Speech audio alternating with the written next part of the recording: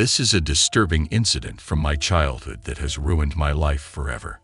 My parents worked a lot, hence I grew up under the watch of babysitters. They have never been the ideal couple.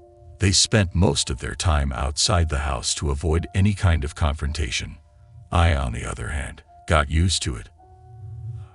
Obviously felt lonely at times, but I soon realized they're better off this way. I don't know why they never got divorced in the first place. All of our lives would have been far better if they did. I was 12 years old when this happened. My mom was on a business trip, and it was just me and my dad. He came to pick me up from school.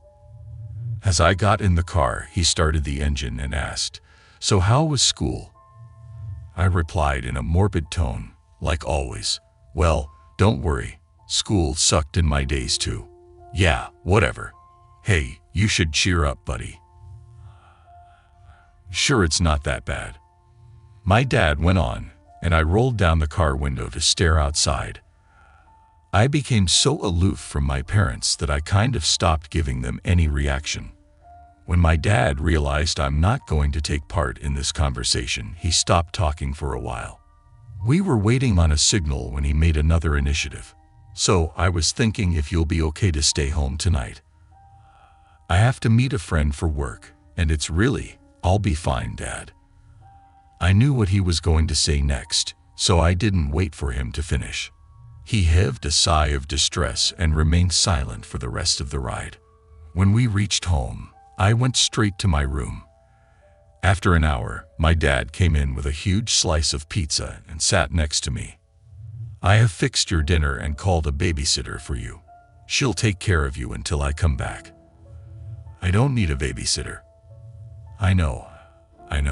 You are a grown man now, but your mom won't let me leave you all by yourself, buddy." I didn't argue because I never interacted with my babysitters much. Most of them just laid on the couch while talking to their boyfriends and munching on our snacks. I expected this one to be the same, but I was wrong about Amanda.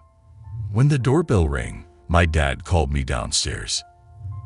As I made my way to the living room, I heard my dad laughing like never before. It was the kind of laugh one gives when they are being praised. Stepping into the living room, I saw him standing near the door, all dressed up. He looked at me and said, "There he is. George, this is Amanda. She'll be babysitting you for the night. I don't want any complaints, so you better behave." This was the first time I met Amanda. She turned to me, and the first thing I noticed about her was her glassy blue eyes. There was something in her eyes that made her look immensely mysterious. She had a piercing stare that almost peeked into my soul. The oddest thing was the way she blinked, which she rarely did.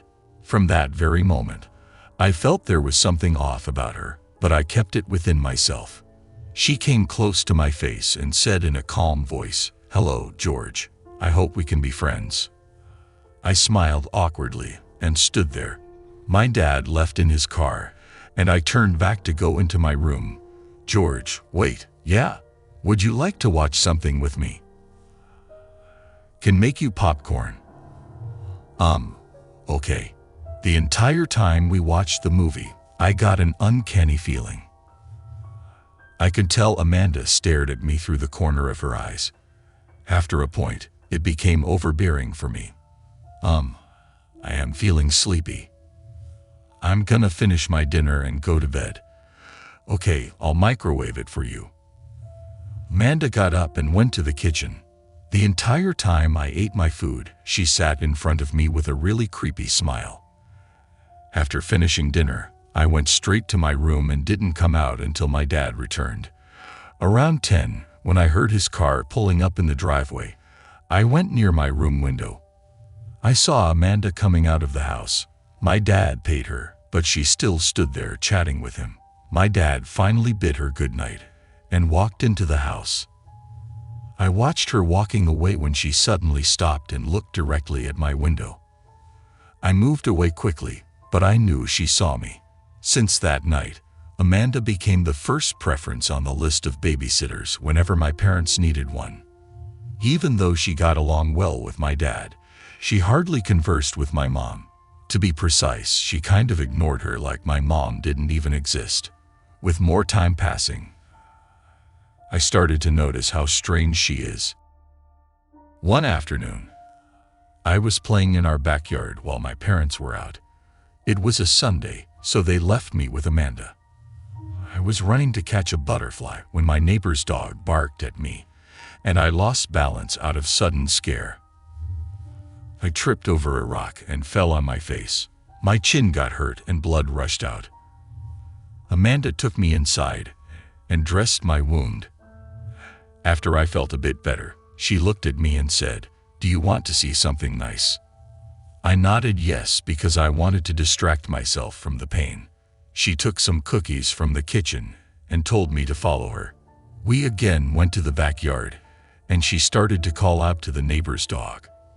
The dog came rushing near the fence and started barking at us again.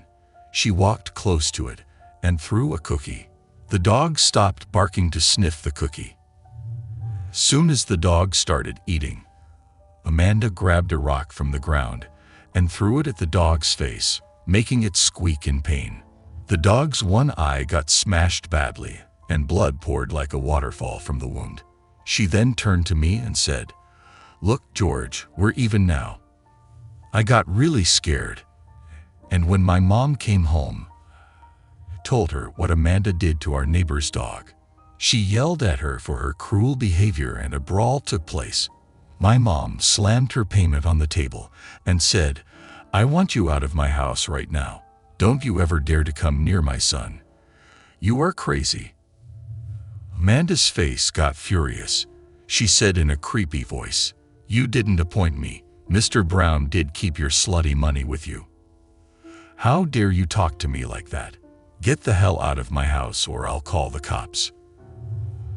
Amanda stormed out of the house with furious anger. When my dad came back, my mom told him everything. And instead of taking proper precautions on this matter, they got into a fight. My mom blamed my dad for favoring Amanda way too much. And my dad defended himself, saying he had no idea that the girl was out of her mind. Along with this issue, the other problems regarding their marriage kicked in, and the fight just got bigger.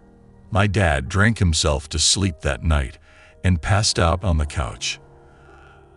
I went to bed with a heavy heart and heard my mom's cry from her room. I was sure my parents are going to get divorced anytime soon. Tears rolled down my eyes for the first time as I couldn't tell my mom that Dad isn't the one to be blamed for Amanda's psychotic behavior. We all must have fallen asleep in our own damaged way. When I heard a ruckus downstairs, I got up from my bed thinking my parents must have been fighting again. As I reached the living room, my heart stopped out of fear. It was Amanda. She was standing in our living room, grabbing my mom by the neck. Not just that, she was pointing a gun at her. Her face never looked this vicious before.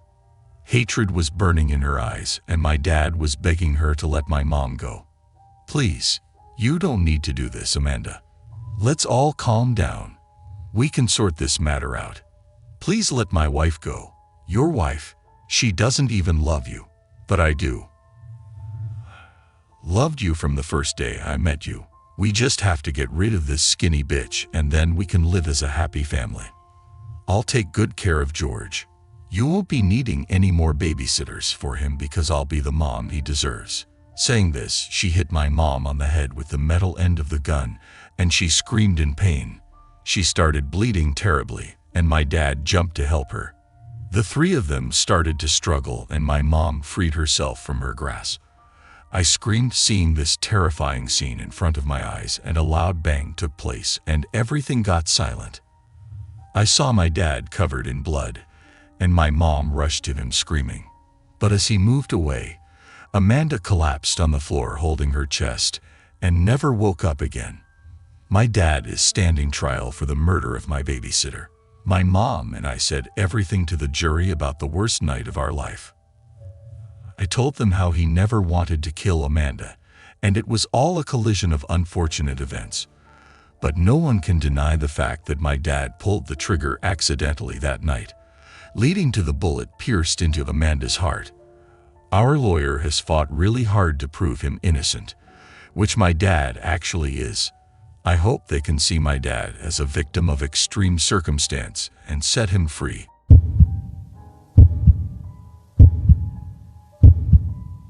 This happened during my struggling years after high school. I was coming home from a friend's house. It was the end of the month, and I wanted to save as much as possible. So instead of taking a bus, I borrowed my friend's old bike for some days. I was riding down the empty road. The hazy streetlights and chirping crickets were my only companion. I was passing a closed pawn shop when my eyes went to an advertisement on the wall. I could read the heading as it was in bold and uppercase, "Babysitter Wanted." I stopped and got down from my bike to take a better look at it. The advertisement was hung up recently, and there was contact information at the bottom of it. I took a picture thinking to call it after going home. I wasn't expecting to get it because I was sure someone might have already got it. But just to be completely sure, I dialed the number after reaching home. A woman picked up my call, and after a brief conversation, I got the job. I would have surely seen him if he tried to hide inside this house. He lives inside the jiggly bed in Mom's room. What? Just go to sleep. If I see Mr. Googly Eyes, I'll kick him out. Don't worry. Gave him a goodnight kiss and came out looking at the long corridor leading to the stairs. I kind of froze for some time. The dim yellow lights of the dark passage created a spooky ambience. I came downstairs and stood in the living room. The house was in complete silence. The only sound that took place was the ticking of the big grandfather clock. Jessica's room was on the right side. I told myself that kids come up with all kinds of imaginative tales, and this story of Mr. Googly Eyes was nothing more than one of them. Still, something in the back of my mind kept telling me Henry wasn't lying to me. I didn't want to ruin my sleep pondering on the words of a 5-year-old. So without hesitating much, I went into Jessica's room to check for myself. As I opened the door, I saw a waterbed lying in the middle of the room. There was an almirah in the corner, and a big mirror hanging from the wall. This room is way cleaner than the entire house. I could even smell the bleach and washing powder inside that room. I checked the entire room and became sure that no one was hiding here at all. I heaved a sigh of relief and went to bed. After a tiresome day, sleep fell on my eyelids in seconds. I don't remember how long I slept, but suddenly I felt a pull on my nightgown. I opened my sleepy eyes and found no one. I turned aside just when I saw Henry standing near my bed, staring at me with a freaked-out face. "Geez, you scared me. Why are you awake at this hour?" "He's walking in the house again." "Who?" "Mr. Googly Eyes. When I was sleeping, he grabbed my feet." "I don't want to go in my room." I realized he must have had a bad dream and freaked out like this. Got down from my bed and held his hand. "Come, let's go see if he's still there. I'm sure he'll be long gone by now. And if he's still there, you can sleep with me, okay?" Henry nodded his head, and we started walking upstairs. I planned to tuck him into his bed after assuring him that there was no Mr. Googly Eyes in the house. We went upstairs. I walked into his room to find it empty. "Look, Henry, there's no one here. Come on, go to bed." As I turned to look at him, I saw Henry standing outside the room, staring into the passage. His face was white as a sheet. What is it?" I spoke from the room. He didn't move, didn't turn his eyes to look at me. He lifted his hand and pointed at the end of the passage. "Mr. Googly Eyes is standing near the stairs." I got really angry with his sick imagination at the moment. I rushed to him, saying, "Oh, stop it, Henry. There's no Mr. Googly Eye." But before I could finish, my eyes went to the end of the corridor, and the blood in my veins turned ice cold. A tall, scary figure was standing at the end of the passage. He had a furious face and wide, bloodshot eyes staring right at us. Have never seen such a scary person in my entire life. The man expanded his long, dirty fingers, and I could hear the cracking sounds of his bones. He pointed down the stairs and opened his big, hollow mouth. No sound came out, but his jaw started to expand horrifyingly.